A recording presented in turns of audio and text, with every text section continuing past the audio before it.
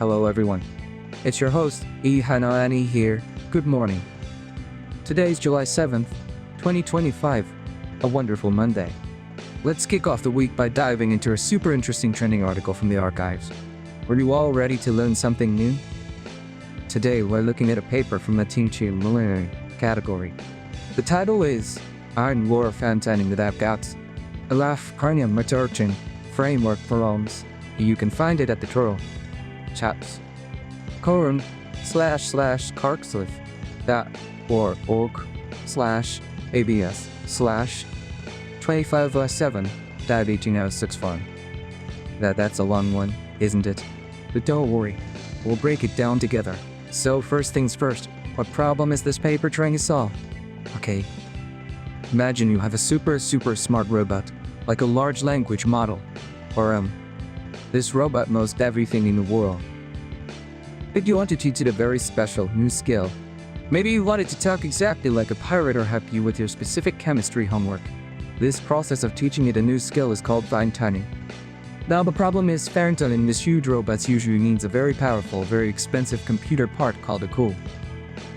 And you're needing a giant, professional kitchen just to learn how to bake one type of cookie. Most of us just have a regular kitchen at home, right? Our regular computers have a RAID code, which is great for everyday things, but not for this heavy-duty AI training. So some very clever people invented a method called LoRA, which made this a bit easier. Or even with LoRA, you often still need that special proof. This paper asked a really important question. Can we teach our smart robot a new skill using the LoRA method, but without needing a COOL at all? Can we do it on a regular laptop? That's the big puzzle they're trying to solve. So how did they do it? Their idea is so clever and fun. Okay, let's use an analogy. Imagine you want to create a new, unique paint color. The old way, the crude way, is like starting from scratch mixing primary pigments, which is very difficult and messy. This paper's method is different. It's like having a huge collection of hundreds of pre-mixed paint colors in little cans. These are the pre-trained LoRAs. So, when you want your new color, their system doesn't mix pigments. Instead, it looks at the color you want to make. It looks at all the paint cans it has and thinks, to get that specific shade of sunset orange, I need 2 spoonfuls of sunny yellow, 1 spoonful of a fiery red ink, and just a tiny drop of dyed blue. It creates a recipe to combine the existing paints. In the same way, their computer program takes your new task, compares it to a big library of over 500 tasks that have already been learned, or creates a recipe to mix and match the existing LoRA solutions. And the best part is, this whole process of comparing and mixing is so lightweight that it can be done on a normal computer in 2 minutes, no expensive pre needed. Isn't that neat? Now, you might be wondering, okay, ichino-ani, that sounds cool. Well, what can we actually do with this? Well, I'm glad you asked. Let's think of 3 examples of how this could be used in our daily lives. First, let's talk about personalized chatbots for small businesses. Imagine a local bookstore owner, Mrs. Sato. She wants a web bot on her website to help customers, but she can't afford big, powerful servers. With this technology, she could use her own laptop. She would feed the program her bookstore. Its data, like a book inventory, opening hours, and information about local authors. The system would then create a custom LoRA for her by blending existing LoRAs, maybe one for retail, one for literature questions, and one for customer service.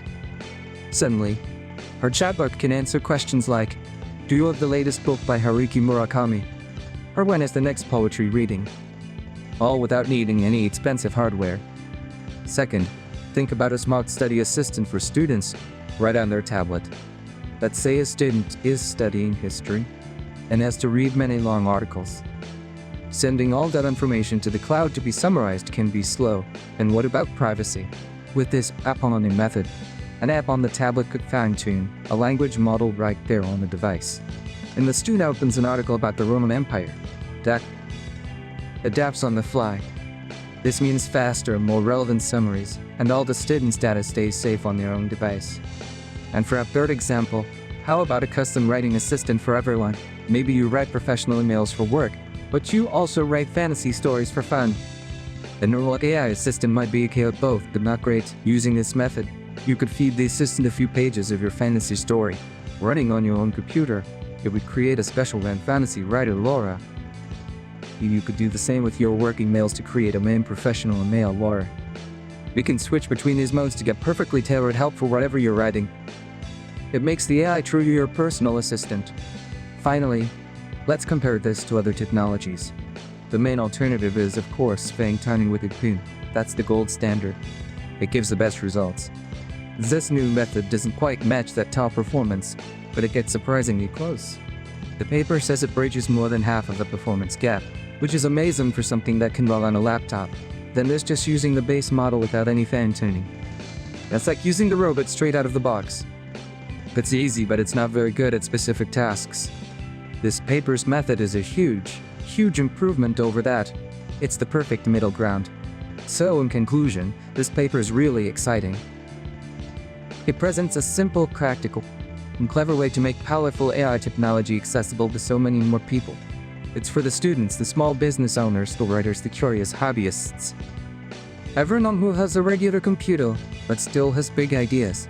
It's a wonderful step towards making AI more democratic and useful for all of us. That's all the time we have for today. I hope you had fun and learned something new. This is your host, ichino-ani, signing off. Have a fantastic week, everyone. Bye-bye.